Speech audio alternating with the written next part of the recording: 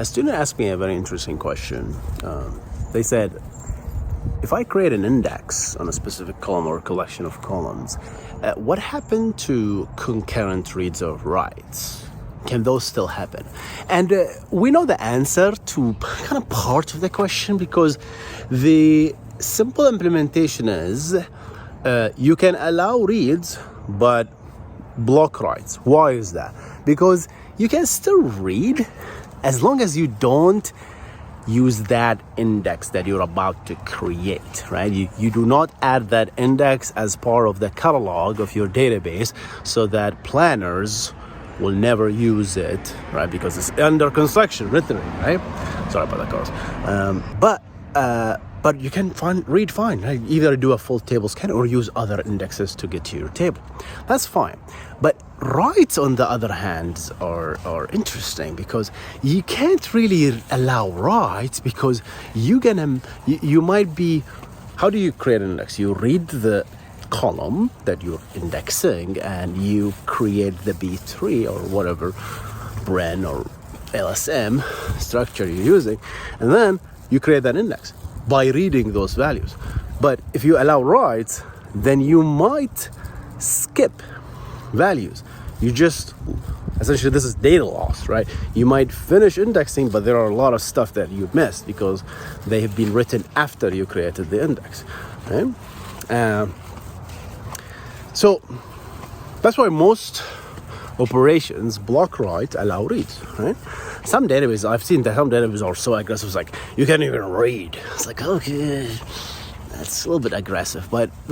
So that made me start thinking, what does Postgres do with create index concurrently, which is another operation that allows you to read and write? It's like, how does that work? So I started thinking, I was like, all right, when I'm presented with a problem like that, I like to think as a developer in their shoes. I put myself in their shoes. Like, how would I implement something like that? And here's how I would implement it. The way I would implement it is like allow read and write by creating a special kind of logs, of course. And I have a nice site, by the way, called pglogs.org that I show you all the nice logs and Postgres, and check it out. You can allow reads and writes, and you can create the index normally. But what would happen is, like, I would keep track when I start the operation of the last wall entry. Like, what was the last change that was made to the database? And I'll keep track of that. And then I'll create my index normally, right? And I will allow writes. And of course, meanwhile, people are writing to my table, right? So what I would do at the end of the operation, I will keep track of the current wall entry, like the actual change that happened to the database. And then I will resume adding those deltas between the first one I started, the last entries, and the current entry, right? And I'll start this operation.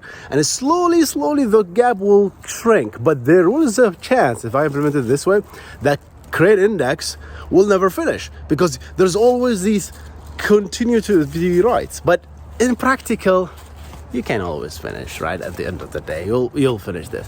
That's why create index concurrently, from what I heard, is slower. Is it implemented this way? I don't know. Maybe a little bit more sophisticated. But what do you guys think? It's just I was a bit intrigued by this question.